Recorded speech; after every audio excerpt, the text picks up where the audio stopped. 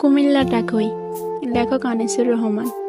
ঢাকা থেকে বাসে উঠে শান্ত হয়ে বই, জানলা দিয়ে উঁকি মারি কুমিল্লাটা কই।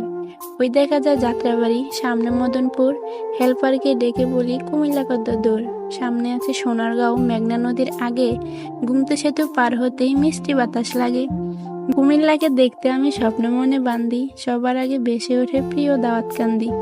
কুমিল্লা মোর মনে রাখি, থাকি যতই দূরে, মোদের বাস পৌঁছে গেল প্রিয় গৌরীপুরে। কাছে এসে জোরে জোরে হেল্পার কয় আদাইয়া, এটা হলো ইলিয়টগঞ্জ, সামনে আছে মাদাইয়া। অতি শোকে কান্না আসে কিন্তু আমি কান্দি না। জানলা দিয়া চাইয়া দেখি পৌঁছে গেছি চান্দিনা।